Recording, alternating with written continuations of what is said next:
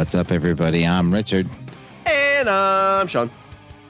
And I'm Jason. We're speaking the language of bromance with Jason. That's what I was just gonna. That's where I was headed. We're speaking the language of bromance with. No, you're totally fine, because today we are speaking the language of bromance with Jason, and Jason is a repository for everything that I find cool in this world, and so I have traversed. I have gone to the mountain. I have sought the yogi. Both of us have sought the yogi, and I'm eager to get some wisdom departed unto me. Yes, Richard. So we do this every year. This is the 7th year, I think, we've done this, or the 7th time. We have our Brolloween episode. And what this is we like to go and find just things that make your skin crawl, the macabre of the season, pumpkin spice. Not pumpkin spice, Richard. What do we drink here? Apple cider, because apple cider is superior. Yes, apple cider. And last year we brought on Jason from the Ectoplasm podcast. I'm excited to bring him back this season. And I thought we would dive into a little bit of cryptozoology, cryptid, if you will, and kind of look at some of the monsters, the creatures, the things that you feel like deep in your heart they're out there. At least I think they are, because I was the kid that would go back in the corners of the library where the kids weren't allowed to go, but I would sneak back there, and you'd find the books on like Bigfoot, Lochness monster. They had UFOs and aliens and all other kinds of stuff too. But Jason, we're excited to bring you on. Welcome, and give us all your knowledge. I'm curious, what else was in this section of the library that kids were not able to go into? I don't know if any library I was ever in had that. I'm thinking Hogwarts with like the magical adult section. Is that how your high school or your kids' school? I bet it was just a collection of National Geographics because back then they would take pictures of the ladies with that didn't wear shirts. Yeah, it was that right next to the aliens book. It was my school was kind of my school was a K through 12, like it was all in kind of one big area. And the kids' library, like I want to go back and see if it's as creepy as I remember, because it was in the basement, like locked away. And this section was in the far corner. But yeah, they had UFOs, they had Bermuda Triangle, Loch Ness Monster, Bigfoot. They had just aliens in general. Trying to think of what else they had. I think there might have been an Area 51 book there too, but it was just kind of this like all the like pseudo history, pseudo science stuff. And I was like the only kid that checked them out at my school. When I was in my school, in the library, I just spent all my time looking at books on Universal movie monsters and Godzilla. So Godzilla and Dracula and the creature from the Black Lagoon and Frankenstein. They were just little super small books. And I just would check those out on a rotating basis. But Jason, Rich, like cryptozoology, kind of these monsters that you think that exist in the world that, there's some proof. We've got footprints, we've got hairs, we've got all kinds of stuff. And I know you do a lot of ghost hunts, you do a lot of fun stuff, Jason. So I was kind of wanting to bring you on to help us. I don't know if you said you've actually experienced anything or you've seen anything, but I know you work with a lot of people that may have had stories that you've shared. But how would you like to start this off best suited, since you are kind of local expert? Well, I don't like the term expert, but I'll let it go. Anyways, I am the same as you, Shawn. I was that kid in school, but I didn't have to go into some secret little back room library to get my paranormal books, but they just had them out in the regular books in the grade school. So I did that. I did all of that as well. And I remember checking out Loch Ness monster books and whatnot, but I mean, the big one out there is probably Bigfoot, right? I mean, can you think of a bigger cryptid than Bigfoot? I feel like in the States, that's got to be the main one. Because, I mean, it's been, identified in every state, I believe, except Hawaii? Yeah, well, Hawaii has a couple. Yeah, but it's not just, like, I would say that that's not just central to the U.S., because you see it all over. It's just different. It's just named different. Like, like we have Bigfoot, and then you have the Wendigo. Then you have I think they actually call it the Indian monkey monster. Well, Wendigo's a little bit different, but you're right. They have the Yeti in Siberia. It's even local to like Skunk Ape in Florida, and we have Momo in Missouri. So yeah, but that type of creature is probably one of the most reported types of creatures out there. I haven't had a Bigfoot encounter, unfortunately. I have thought about going out and looking out for Bigfoot. It's kind of hard for me to think that Bigfoot is just a living, natural mammal, at least as widespread as what they're reported. I do think that if they're possible, they're in a place like upper part of Canada or Siberia. I did see a study a couple years ago, and they also had it on that old History Channel show called Monster Quest. You guys remember that show? Yeah. That was the biggest like cock tease ever. It was, but it was still a great show. But they did an episode on this one lake in northern Canada where people fly in, stay at the lake, at the cabin, and fish for a week and fly out. And there was no other town or anything around for like 1,000 miles in any direction. Wow. And there was a group of fishermen that were attacked, and they had rocks thrown at them, and the cabin was torn apart several times, and it didn't look like bear. And they actually went there with Monster Quest, and they have bear boards in areas that have bears. There's just a board with a bunch of screws sticking up out of them that they would set in front of doors. So if bear wanders up, steps on the screws, they don't want to go in. They run off. Well, there was a footprint on one of those boards with blood and hair. And at the time they sent it off to test it, Monster Quest did, and it came back as unknown. It was somewhere between man and ape.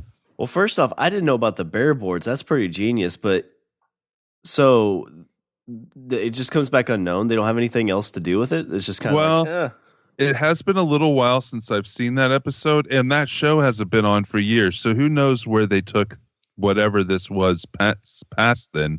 But I do know that they sent it out at that time, and it did not come back as bear. It did not come back as human, but it was close to human. But they weren't sure. And I don't know how secluded you guys have been in any travels. I went to Alaska a few years back, and it was kind of one of those you fly out and then you fly deep into the bush kind of thing where you're in a cabin super secluded. And the big fear there is bears. But I can imagine sitting in a cabin, having stuff thrown at you, having like something come up to the door that isn't a bear, and how freaky that would be. I don't like it. I don't like it. The thought of me being the thought of me being alone, or even with like Shawn, let's say I'm with you. We're alone in the woods and I see something like 7 foot tall. Like, what am I going to do? What are you going to do? I'm not doing anything other than running away. Because, I mean, maybe I could try and snap a picture with my phone as I'm running away, which is why I think all the pictures are blurry, is because it's people like, this is really cool, but I don't want to die. Well, yeah, it's the last thought is taking a photo. Yeah. When I think like if you see a bear, you kind of understand like you know the rules of a bear. But if you saw like a Sasquatch, a Bigfoot at your door, like throwing rocks, like all the rules that you understand of how the game's played are completely thrown out the window. Like you don't know how to deal with this because it's all very mythical at this point. Mm-hmm. Yeah, and this group of fishermen, they reported that stones were being thrown at the building and hitting the roof, and bears can't do that. And there wasn't like trees above the building that it could have been dropped on.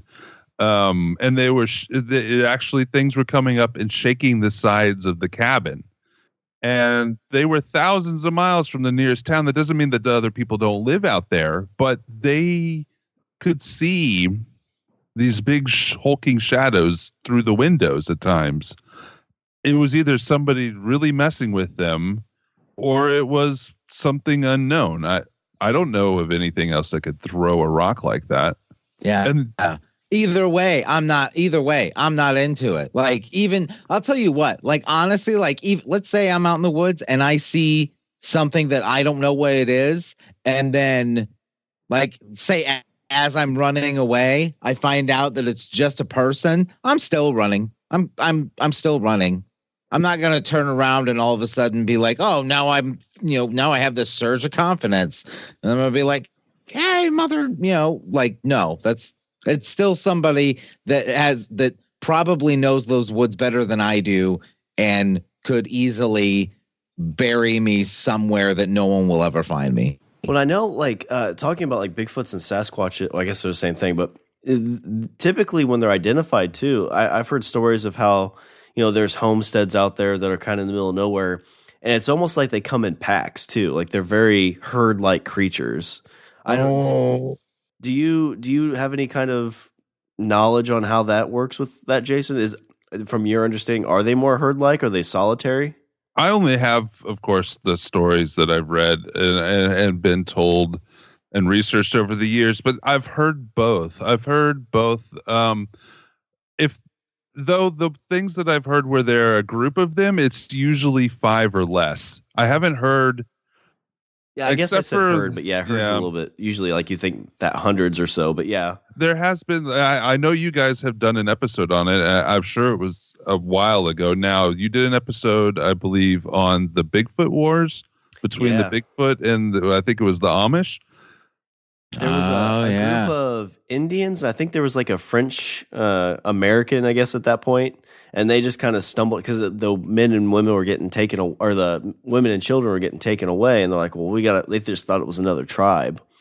And when they end up coming upon this, like 3 or 4 different Bigfoots had just stacks of humans, which, again, that would be freaky in its own sense, coming to see all that stuff. Yeah. There are a few stories of people that have been kidnapped by Bigfoot and survived to tell the tale.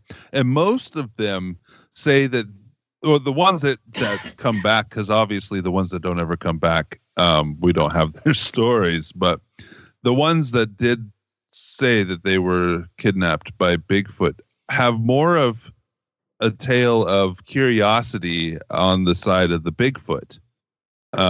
One guy in particular was picked up while he was sleeping and carried for miles underneath the Bigfoot's arm, and brought to like a little area where there was 2 or 3 others. It was like a family unit, and they shared some stuff. Like, he still had some of the stuff in his, I think he was still in his sleeping bag or rolled up into something. So he had some of his stuff with him. He was able to share with the Bigfoot. And at some point he was able to slip away. He's essentially a pet. Like they're out there looking for him to this day. Yeah. He said that he didn't feel like he could leave, but he was able to slip away. He didn't necessarily feel threatened. But that's just anecdotal, But the other stories I've heard of people getting kidnapped and coming back are similar to that. Now, we did have a story that we reported on our show, which gave us one of our 1-star reviews like a year ago or so, where a guy claimed to have gotten raped by Bigfoot in Colorado. And my podcast partner, Josh, was joking about it, so we got a really bad review about that.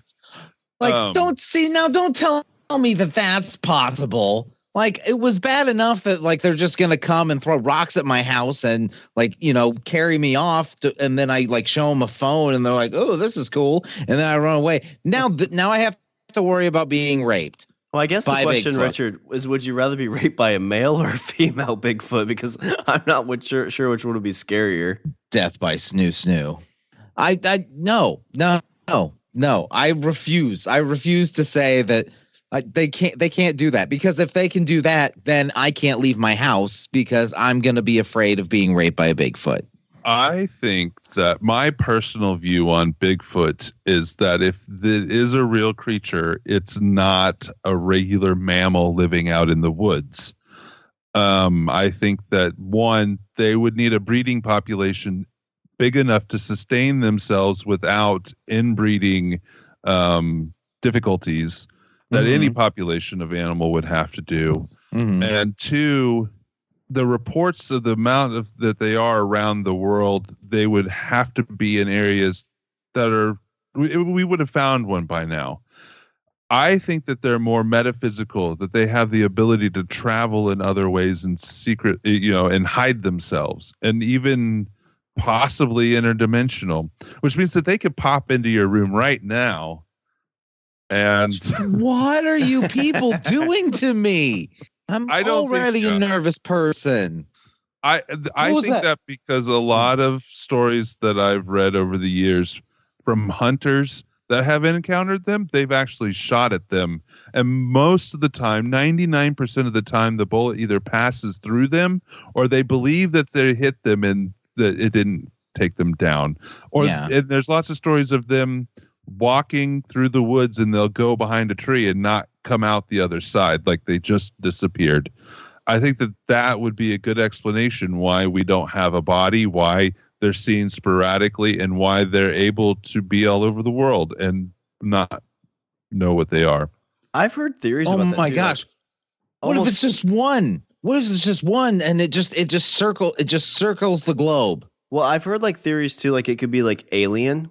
So it's like aliens coming here, and that's just kind of what they look like, and so they're traveling around, kind of researching all the different countries and different land masses, and that's why they've been seen all over the world for so long. No, because aliens rape too. I like the idea of it being just one, and he like changes the color of his fur and his size, and he travels around. He's like, I'm gonna make them think I'm over here now. Yeah. I'm gonna make them think I'm this guy. He's like an ape Johnny Appleseed. He just walks around and plants stories. He plants footprints, Richard, all over the world. But they do have a ton of reports that overlap between UFO sightings at the same time. People have Bigfoot encounters. There's a ton of those out there. And there's actually eyewitnesses that have come forward saying that they've seen UFOs drop Bigfoot off. And maybe there's lots of different theories as to what and why, but there has been a good amount, a statistical strong amount that have put UFOs and Bigfoot together. Maybe like Bigfoots are aliens' pets, and so whenever they get to Earth, they drop them off to go potty before they take them off to the next planet. Yeah, what if for like a Bigfoot hotel where they drop their Bigfoot off for a couple days while they go to Centauri 9 for vacation, and then they come back and they pick up their Bigfoot. I know I've also heard a theory, too, that it might have been on your show or maybe Hysteria, but they had talked about it's, the theory that, there's a lot more eyewitnesses, in the 50s, 60s, 70s, and then they kind of started slowing down. And the thought was because, like you'd mentioned, population, finding one, that when they started getting discovered, they were already kind of declining in population and dying out, almost becoming extinct. And that's where they are at this point. But do you know, of any theories of why, if that was a logical thing, why we haven't found any bones or bodies or anything like that? Well, I mean, the main theory out there would be that they're covered up, that they are found, but they're silenced and destroyed by the powers that be, whoever that might be for the particular story. There are creatures like that in our fossil record. There are big apes. There are, hairy humans. And there was, hundreds of different species of human before we killed them all off and became the dominant species. So USA. Oh, wait. But so, I mean, if it was a creature that died out around the same time we were expanding around the world, it could be that those bones, maybe they look very similar to human bones, but they're, hard to identify other than strong scientific means that they aren't us. And then there is a cover up going on. I don't know. I always find the cover up too interesting with this because it kind of goes with any kind of conspiracy theory. I always try to figure out, okay, why would this be the case? So with a Sasquatch, why would the U.S. government want to cover that up? Or any government, I guess. Why wouldn't they want us to be exposed to this? I know Rich and I have theorized that there's actually an underground world of Bigfoot and Sasquatches that we have there's a Bigfoot society, and it's like Journey to the Center of the Earth, and they're like the Morlocks. They're super advanced. They've got flying cars underneath the space. They zero emissions. They're like awesome, but that's what I was like. Well, we don't want the humans to figure this out because they'll want to live there, but. Why would the government, if it's just like what we think of as Bigfoot and Sasquatch, why wouldn't the government want us to know about that? Well, I can't think of a reason why they would want to cover it up. If it was just a mammal out there, I can think of a reason why they may want to cover it up. If it is tied to aliens or it is a more advanced interdimensional race, even if it's not more advanced, because there's plenty of stories out there about how stupid Bigfoots are. But if they have the ability, if they have the ability to go between dimensions or call up a UFO and be picked up, that's something that the government doesn't control, and they don't ever want to show that they don't control everything. At least not until they figure out how it works first. Yeah, and why would they bother telling us if they didn't have a real explanation for us anyways? They don't want to scare the population. I think that's why they hide most things, because unless they're getting something out of it monetarily or that does something for them, that if they let it out there, that will no longer happen. I think it's more of control over the population. If we all of a sudden say that they're working with Bigfoot and they happen to be working with aliens through that, then this alien race is probably more advanced, able to wipe us out. They don't want to show that they're not the top dogs anymore. I think that's the main reason why the government wouldn't tell us about them if they do know about them. I concur. I think that if there's the only reason I could think that there would be some sort of cover up or something like that would be that there's something that Bigfoot has or is able to do that would fundamentally change the way we perceive the world. Yeah, or you said, if it's interdimensional travel, then it's like, oh, by the way, hey, there's Bigfoot, and it somehow breaks laws of physics. We don't know how. Yeah, they're gonna sell it to us. You can get from LA to New York in a minute. It's like, wait, so there's not gonna be planes anymore? We don't need gas? Oh, I'm just walking to a tree, and boom. You're in Nevada. And maybe they did capture Bigfoot because it's something that they were able to capture. But there's something about Bigfoot that's like, maybe the Bigfoot's working with aliens. It's like, Bigfoot tells the government, you don't tell the populace about us, or we're going to call in our big brother, the aliens, to come take care of you. Yeah. I'm going to get my dad. I'm like, who's your dad? Oh, they fly around spaceships and they have fucking ray guns. The prevailing theory of metaphysical Bigfoot, I should call them, or alien Bigfoot, is that they are the watchers of the planet. They take care of the planet for an alien race, and they aren't necessarily the ones in charge. They're just here watching us and reporting back. So I like that, because then that goes into the whole like ancient astronauts and the like that were a seed is that just called the seed theory? I have no idea. You're talking about where like panspermia is what that technically would be called, where the planet is seeded with something that grew life. Yeah. So we're basically we're like an alien ant farm at this point. Yeah. So Sasquatch is the alien's pet, and we are the Sasquatch's pet. I think the Sasquatch is more of just like the aliens, like, hey, we're going to be gone for a few millennia. Can you watch over my Earth and make sure that it doesn't destroy itself? So it's a dog sitter. Yeah. and the aliens are going to come back and be like, "What'd you let them do?"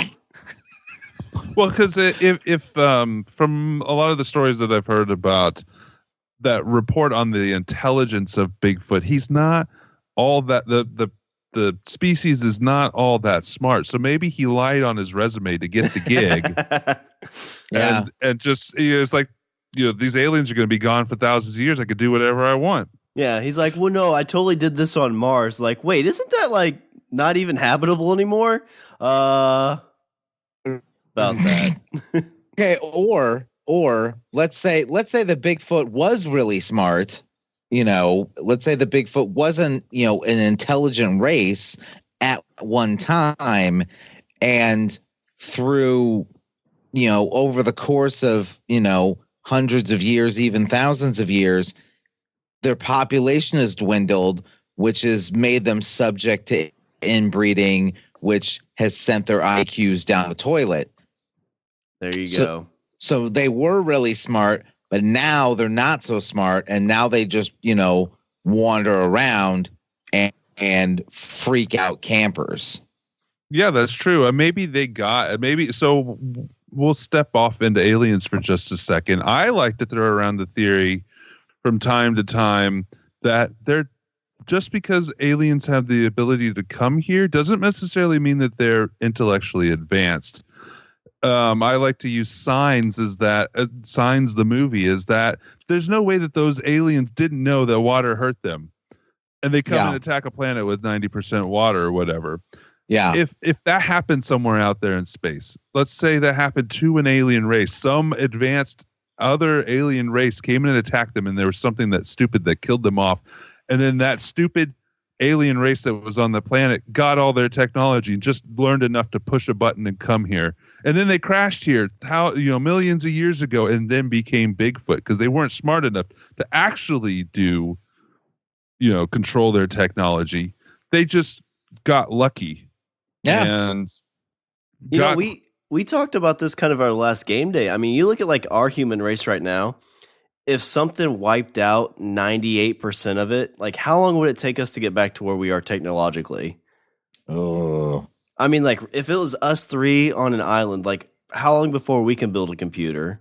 Probably a while. I don't think we would in our lifetimes. I mean, we wouldn't have the resources for one, but... And I'd be like, it's time for inbreeding. Shawn, you don't understand what that means. Oh, guys, Shawn, this isn't going to work. And we're not even related. No, that's a good point. I mean, yeah, what if they did just steal something, come here and crash land? I know this is not even like historically accurate unless you consider Star Wars history, but I think there's a comic book series out there where Chewie crash lands and becomes Sasquatch on Earth. Like that's what the idea is where he came from. Because I know it just seems like kind of a tying to what you were mentioning. Some race was able to get a hold of this technology and crash landed here, and now this is just where they live with a small population. I refuse to consider that I might be possibly raped by Chewbacca, and I resent that you put that thought in my head. I mean, at least he'd get a medal at that point. Apologize. So I mean, I don't think that. So I used just to throw in to finish my thought about the dumb aliens. I didn't necessarily ever throw in Bigfoot in that theory of mine, but I think that there's a big consensus among ufologists that say if aliens come here, they're going to be super advanced and smart, which will make them benevolent and peaceful. I don't think that that's necessarily true. I think that, like I said, some stupid alien race out there may luck into some technology from another race that died off and just wants to come here and do whatever they want to do. Yeah. Because okay, like let's say all of a sudden we found a Bigfoot spaceship in the middle of the woods, and we figured out how to get it going, and we figured out how to go to another planet, and we landed on another planet. I don't think that suddenly makes us like benevolent beings just because we basically like carjack somebody else's ride. Well, I think it's was it Hawkins that said like if aliens ever showed up here, it'd be like us, when Columbus came to America. It's potentially they've got better firepower. Even if they just stole the spaceship or whatever, they probably have something a little bit more technologically advanced than we do. And I think we would be more in danger than them being like, "Hey, we come in peace. We just want to learn from you." It's more like, "Hey, what's Richard wearing? Who's Richard? We've heard his podcast. He sounds sexy." But and then you bring up the whole great filter thing, where maybe there is an alien race and they just haven't come because they're waiting to see if we're smart enough to figure shit out. Well, yeah, if Bigfoot were smart in any way and he did get here that way, he would probably do what I would do, and I would become that planet's god. I think that's what all of us would do. That's what all of us would do. We'd show up and we'd be like, "Hey, I'm in charge now. Bring me food." What if I don't bring you food? Pushes a button. Zap. Makes the Grand Canyon. Yeah. You'd be like, what's his name in the Adventures? We don't even know what it does, but we have it. So I know you had mentioned, I thought all 50 states, but 49 of the 50 states had something.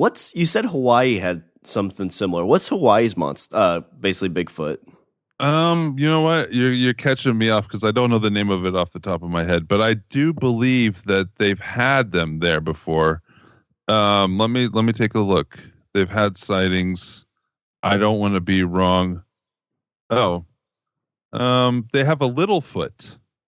Aww. It's just a Bigfoot that likes to surf and wear conch shells. Hangs 10. It's called awesome. Minihuna or something like that.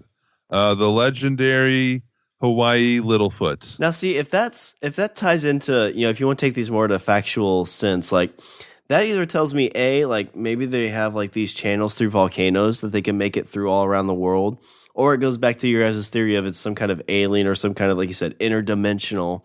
Like, how could it get from the States to Hawaii without any kind of transportation? Yeah. It hitched a ride with was a Captain Cook. Yeah, it hopped on it. It sat in the back of a boat. Captain Cook took him over there and he's like, "I'm tired of banging this hairy woman. I need me a island lady." Yeah. I do think that the possibility of inner Earth travel passageways may be there. I don't have anything that tells me it's not possible, even though science says it's not possible. I don't necessarily know if it's not that I don't trust science. I think that science in general, they have an idea. Once they have an idea in their head, it's hard for them to get off of that idea. Well, that's where like Elon Musk is like selling that. It's not quite like super underground, but he's wanting to build those highways underground around LA. So, I mean, it's always interesting. Like Elon Musk has had some really crazy ideas that have come to fruition. And, you talk about that. Like, is this somebody who's bending those rules of what, quote, science is telling us? Be like, no, we can totally do this. We just got to have the funding and we can build this thing. And guess what?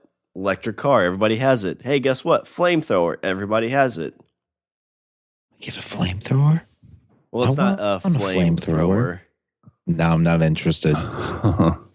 So I know, Shawn, that you are terrified of the ocean, right? You talk about it at the beginning of, or it's in the clip at the beginning of every episode of a draft episode. Yeah, it's that unknown. I mean, the ocean is so vast, and like I don't even know if we know the true deepest part of the ocean.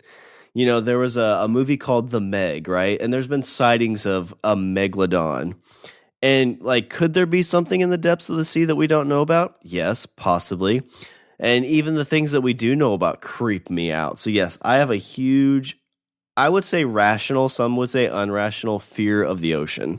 You ever see those? You ever see pictures of like this, of like the super deep sea or deep sea creatures, and like how they don't have eyes because it's so dark that there's no point, and so like just the way they've evolved over time. It's crazy. Those things look like something out of your nightmares. You know the one that has the big light coming off the front of the angler fish? Yeah. Those things, the way that they've always been depicted, I've always thought that they were, relatively small, but that's not true. They're about the size of like a small or like a Volkswagen Bug.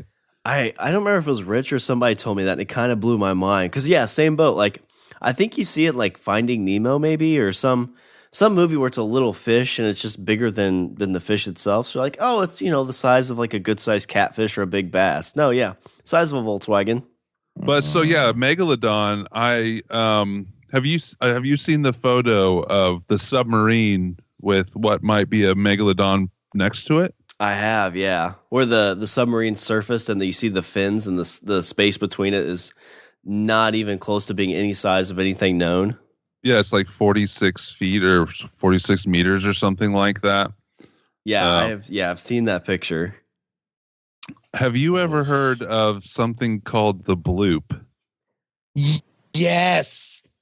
I have. Actually, I think Shawn and I talked about the bloop because I was like, have you heard of this thing called the bloop? And he said, what? And I said, they have these deep. So what the bloop is they have these deep sea microphones. I think it was either deep sea microphones or it was a microphone on a buoy that was tracking ocean currents and movements of fish and stuff like that. And all of a sudden there's a bloop, like a bloop, like it's just like it sounds, like bloop, and you hear it on one of these microphones. And the thing that freaks people out is the fact that they have no idea what there is that exists in the ocean that could make that kind of sound, because this the thing that would have had to have created that bloop would have to be huge, like huge. Yeah, so it was in 1997 when they detected this, and it was a series of hydrophones around the world. Really, it wasn't just a few of them. They were looking. NOAA detected it, but a bunch of other people did as well. They were looking for different like undersea seismology and ice noises and different other mammals and stuff.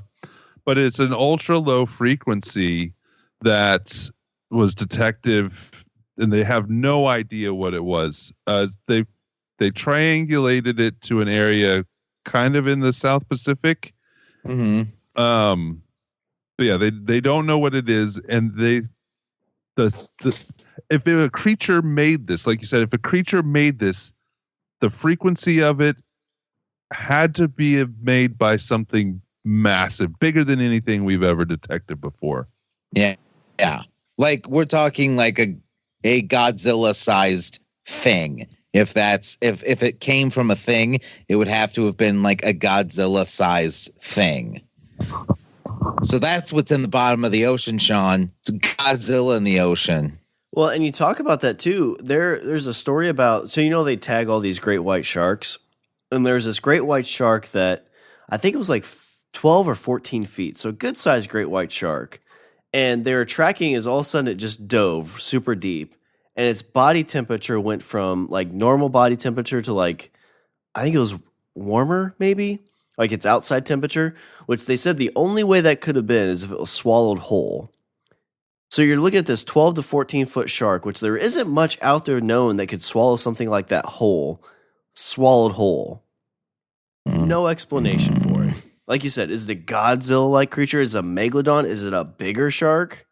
Like we just discovered a live squid, giant squid, like in 2008? Yeah. Mm-hmm.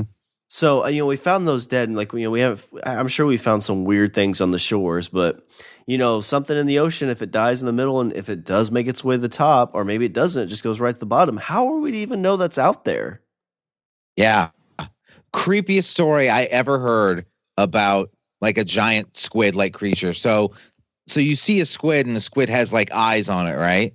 So the story I heard was that there were these two guys. This was off the coast of like South America. There was these two guys, and they were on a boat. They were on a sailboat, and they were just kind of going along the ocean, and it was at night. And one of the guys looks over the side of the boat, and the moon is shining through the water, and all he can see, like that, and this just encompasses not just the boat, but like a good size around the boat is a big giant eye. So like imagine like you're on a boat and you look over the side and all you see around you is one eye. Like it's, you know, like almost like blinking, like it's looking at you directly. And they say it was, and it swam off, and they said it was a giant squid. Yeah, I mean that's crazy. If you think about the size of an eye compared to the body, if that giant eye, like, because I don't know, but I could picture a squid, and the giant eye is not even like, or the eye is not even like the 10th of the length of whatever body it is. Yeah. Oh, that's just in that moment, would you, I mean, you'd have to just feel completely helpless. Yeah. Because and you're on water. Like humans are not meant to live on water. You know, exactly. We are land creatures, and you know, you see a bear, you see something like that. Like, what's the biggest land creature we have right now? Like maybe an elephant. I think like the T-Rex, like dinosaurs, there's a few a little bit bigger. And I think they said the blue whale is the biggest known animal on the history of the earth, like over 100 feet. But just like being in that helpless moment freaks me out. And that's why the water scares me for the most part. Because like, what do? You jump out of the boat and swim? What if that giant squid decided, you know what, I'm going to try this little boat appetizer out and see how it tastes? What are you going to do? Nothing. You're going to get eaten. Yep. It says that this bloop sound was picked up to 3,000 miles away. Yeah. That's why they're saying like this thing would have had to have been huge, because if this microphone picked that up at 3,000 miles, whatever made that sound would have been has to have been massive. So in your like research and like the knowledge that people have, how many people look to the ocean? Because I think it seems like a lot more people look more to the land. Do you have a lot of, or do you know of a lot of people that kind of have a lot more focus on the ocean for bigger creatures that live there that we don't know about? It's kind of hard to explore the ocean more so than looking on, like, so there's, as far as me going out and investigating something, over the years of my investigating, it's always been easier to go find a haunted place to go look into than even go out and look for Bigfoot. I wouldn't even know where to start to go look in the oceans. I could get a boat, and then what am I going to do? Sonar. And I know that there's people on the oceans at all times, but it's not like there's people even every mile on a boat.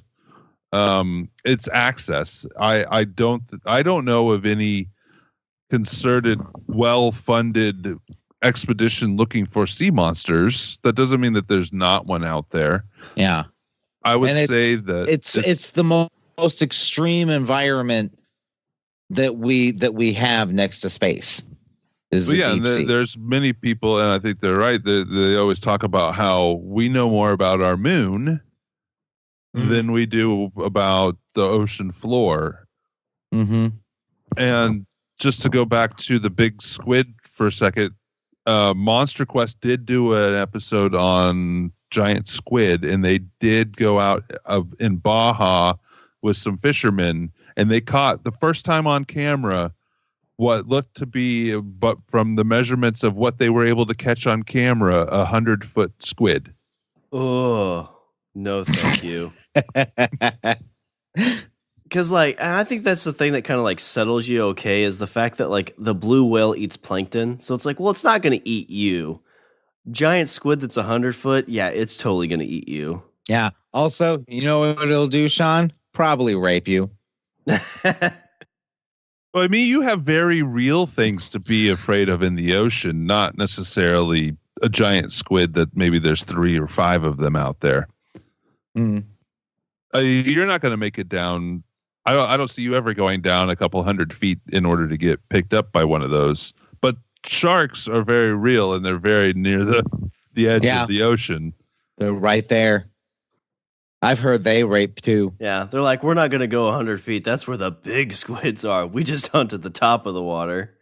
I just looked at something. So at 3 kilometers deep, the pressure on you is the equivalent of having 1,800 elephants sitting on you. Wow. Is that what? What's that in American? Like just under 2 miles. Okay. So anything at that point, you're in some kind of like, Titanic boat that they take down to look at the Titanic. Yes. Like I don't know if they can get down that far. I mean, the Titanic's definitely not that deep. I don't know if there's anything that can hold a human that could get down to that depth. Yeah. They call it Challenger Deep is the name for it. Yeah, I would say that anything you might encounter down there, you probably don't want to mess with, even with like the smallest thing. Yeah, right? I feel like even like the small things are dangerous just because they're unknown. Like, hey, look at this little fish that swims around. Yeah, that fish is covered. Oh, by the way, that fish is covered in, as a defense mechanism, that fish is covered in the most deadly poison known to humankind. Well, yeah, and the ocean is where they do find, they have found. So cryptids aren't just things we've never discovered. They're also things that have gone extinct and have thought to still be around today. Mm-hmm. Anything that they find in the past 10, 20, 50 years that has been in that category has come from the ocean. There was a fish, I can't remember the name of it off the top of my head, but they thought it had been extinct for over 1,000 years, and somebody found it in a small, small market in southern Africa, and they were selling it. And they thought it had been extinct for thousands of years. There's several fish that have been caught that they thought were gone. As recently as a couple of years ago. Yeah, this one was a coelacanth, Coelacanth was one. I don't know if that's the one they found in the market or not, but it was one that was thought to be extinct and rediscovered. Yeah. Then they find out they just found or not just, but like I think it was like maybe a couple years ago they found a distant ancestor of a gator. Okay, where was this at? Oh, I want to say it was like southern Africa or like along the Indian Ocean coast. I read about I read about this was probably about 10, 15 years ago. I read a story about a plateau in South America that nobody had ever really been up to before because it was inaccessible by foot and even really climbing. Nobody had any record of ever visiting this plateau in the mountains and somewhere in South America. So they sent in an expedition with a helicopter, and they discovered over a couple thousand new species of plant and animal that only were in that plateau. And they weren't like big ape men or anything like that, but there was definitely thousands of new species discovered in one expedition on this plateau.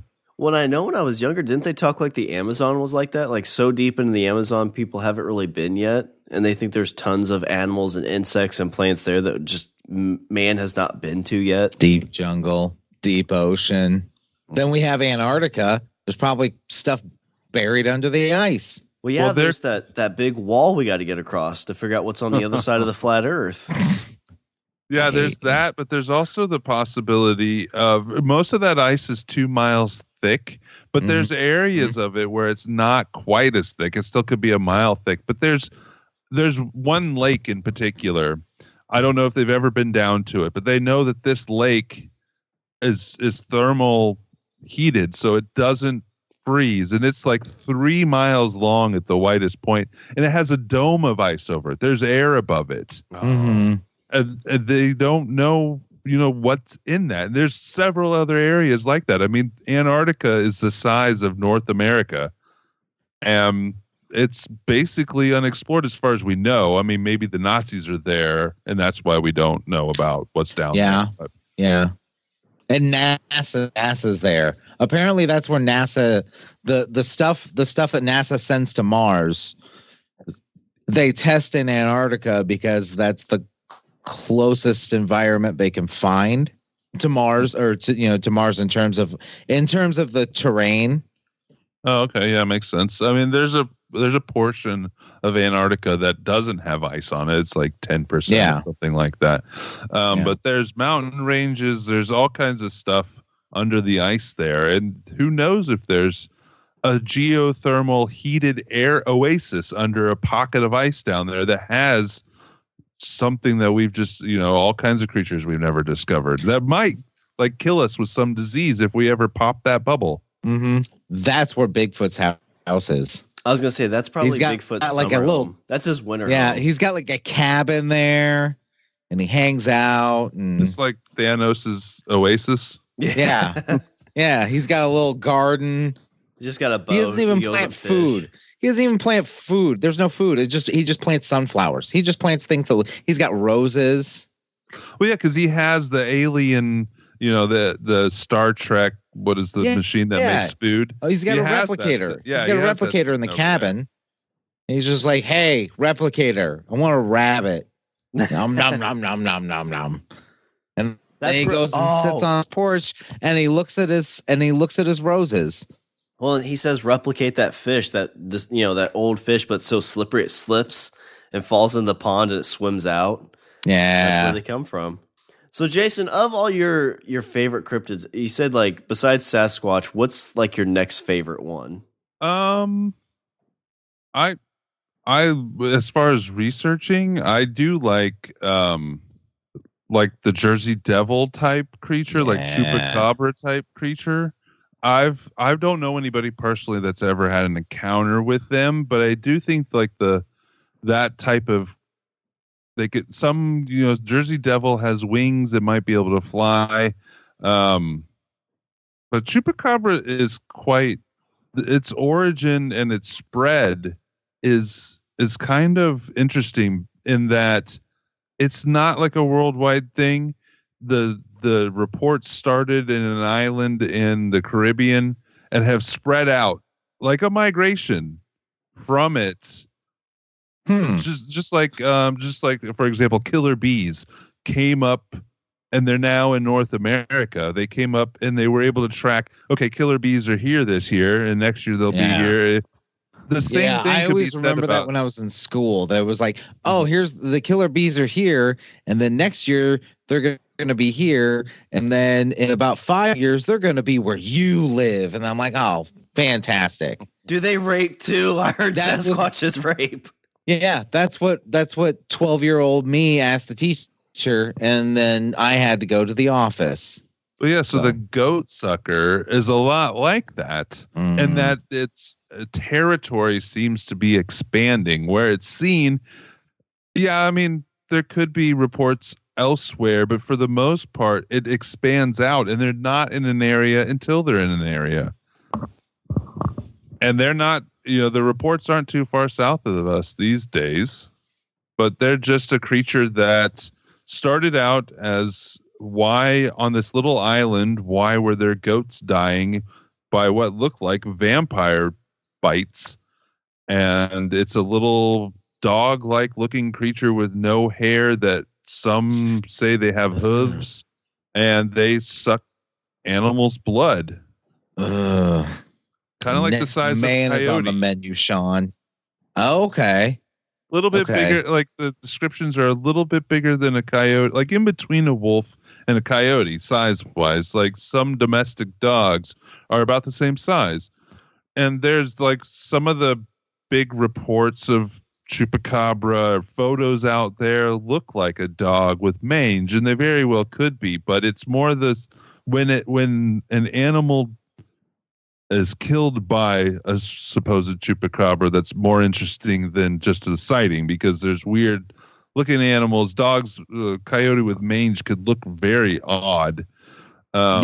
I've seen a coyote with mange like just wandering. It was weird. Like that thing had to have been like on its last leg, because it was wandering next to the highway, in like the middle of the day, and you could see like giant bald patches, and like and it did not like just and I looked at it and saw, I was like, oh, that's a coyote with mange. It's really sick.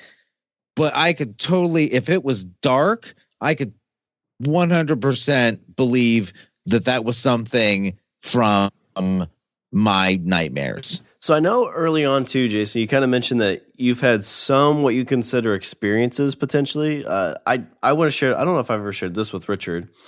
The only experience I've ever had that I can think of, I was coming back home from a long night at a ball game. I was driving from St. Louis back home, and as I was driving, there was a dead deer in the middle of the road.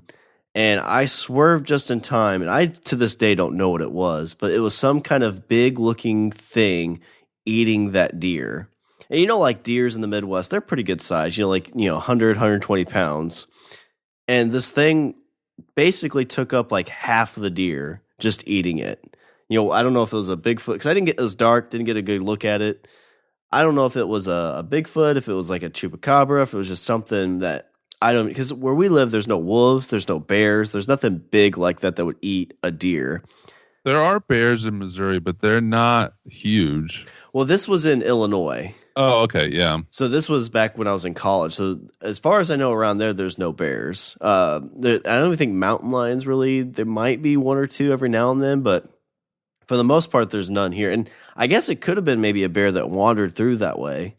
But it was something that always kind of stuck with me. Like, I've never really been able to identify what it was, and I was too scared to stop and look. So what, like, it was just what you could see was just like a dark mass around it? Like, you couldn't make out anything about it? Yeah, it was just this big, dark, because like when you're driving down, there's no lights. It was like 2 a.m, so it was pitch black. There was no moon. And my lights just kind of flashed on something. I had to swerve real quick to get in the other lane. But what you could see in the middle of the road was clearly a dead deer, and above it was just this big mass. It basically looked like it was eating it. And I don't recall if it was like hairy, but I mean, there was a big dark mass there, so I'd assume that there had to be some hair. And I always kind of go back to that moment because I'm always trying to figure out, because my buddy had fallen asleep next to me, and he kind of woke up as I swerved, and he's like, "What was that?" I was like, "There was something fucking big in the middle of the road." He's like, "Oh, okay." Just went back to sleep. But there was there's no checking the rearview mirror. There was nothing. I just kept going. I mean, it sounds like it could be a Bigfoot. I know. Was this near Enfield? It was between Springfield and Quincy, Illinois, kind of in that Pike County area. Oh, okay. I know that there's always been like the big Thunderbird. I've always heard that there's been sightings of that there, but this didn't, unless it was been like a dark with its wings closed, maybe, but I didn't really see a head to it. Which, now that I think about it, that could have been, if it was munching down, like it could have been more of a beak look if it was kind of hidden in that mass. But yeah, it's just one of those, like, it's the only experience I've ever had where I've like, whatever I saw, I don't know what it was. And that's always kind of sat with me and been kind of creepy. I don't know, Richard, have you ever had any kind of weird experiences like that? Or I can honestly say that I have not.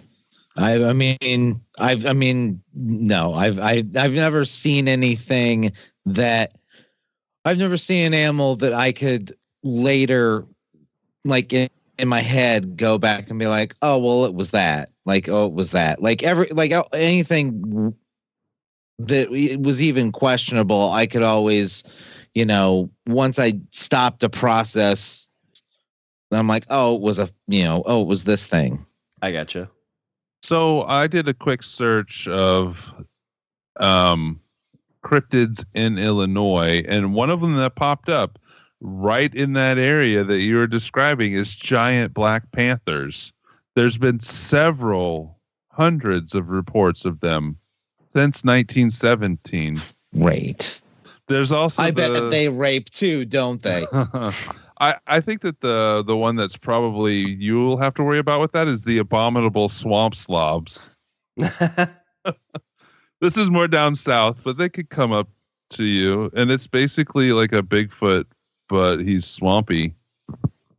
Oh, yeah, I hate swamp weather. So this mysterious heartland, the 10 most mysterious creatures in Illinois. So there is a Gooseville bear, which, yeah, then like you said, Black Panther shows up. Giant snake, definitely not. Isn't that just basically the bear thing just sounds like an angry giant platypus? Somewhat, yeah. Okay. Illinois River Valley, which is around this, is the Coal Hollow Road Monster. So this is Crevecoeur, Illinois. So during the 70s, the Illinois River Valley was abuzz with sightings of the Coal Hollow Road Monster, or COHOMO for short. Stop it. This is close. It was first sighted along Coal Hollow Road, just south of Peoria. It was described as a three-toed beast, 8 to 10 feet tall, with a coat of thick white fur. There were so many sightings in the summer of 72 that the Tazewell County Sheriff's Department organized a search party to hunt for the creature. Ooh. Encounters, okay, this is kind of creepy. So encounters with the COHOMO tapered off after that, but one man believed he caught a glimpse of it in the headlights of his car one night in July of 2000, further north up the Illinois River near Essex, Illinois. So this would have been south of it, but it would have been around that time. It would have been like 2001 summer I saw this thing. And it would be the same type of terrain. I don't see it a hard stretch of it moving down south a little bit. No, not at all. Yeah, and it's the picture of it. It kind of looks like what's the name of not Uncle Fester, but the hairy thing from the Addams Cousin Family? It? Cousin It. It looks like a big Cousin It. Okay. And as I recall, that's kind of what it looked like. We might have solved my mystery, Richard. See? Good thing you kept driving. Case closed. Yeah. You did it. Let's find out who you really are. Of course it was you, COHOMO. Well, I guess as we're tidying up, Jason, do you want to throw any kind of closing thoughts or any kind of place that anybody can find you if they want to check out some more of your cool stuff? You could go to the ectoplasmshow.com or search for Ectoplasm Show anywhere online and find our show. We talk about all this stuff and anything from, cryptids to aliens to ghosts to conspiracies to anything that we feel like talking about. And I guess my closing thoughts are just keep your mind open to the possibility of anything, because just because you don't think that it could be a real thing doesn't mean that does not have some truth to it. I love it. Yeah, it's like I said, I was the kid that wandered into the weird spot in the library to kind of be like, it's like, well, that's just fiction. It's like, well, is it? Seems like it's real. Yeah, because anytime I've ever, whether people believe or not, everybody wants to hear the stories. Mm-hmm. Everybody's interested in it. Yes. 100% yes. And I like to be the type of person that believes in the possibility of everything until I'm proven wrong. It's better than believing in nothing. Agreed.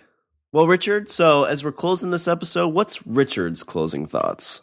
I didn't know that animals got rapey, so now I have to worry about that now. So I gained a new fear, and you all got to hear it live. But to wrap it up, I would say that I feel like it's common knowledge that there is more about this. There's more that we don't know than we do know. And the gross tonnage is vastly, in the category of things we don't know. And so to just turn a lot of this stuff, to turn it down out of hand, I think is extremely naive, because there's a lot of things we don't know. I like it. All right. Well, as we're closing up, I'll do a little bit of housekeeping. Visit our website. We're at languageofbros.com. Follow us on Twitter and Instagram at languageofbro. Email us at bros@languageofbros.com. Like us on Facebook and check out our Patreon account. And you can remember, we're always part of the Pod Bros Network. Because that's the podcast website on the internet for all your Bigfoot hunting needs. Those are all the non-creepy podcasts. Whoa. I mean, that too. I kind of thought that went without saying. All right. Well, is there anything else before I close her out, guys? No, I'm good. All right. Well, that's all the brunch we have for this show. I'm Shawn. And I'm Richard. And I'm Jason. And remember, don't be a why. Be a why. Be a why not. Or be a ask why can't this thing exist? There you go. I don't know. That was rough.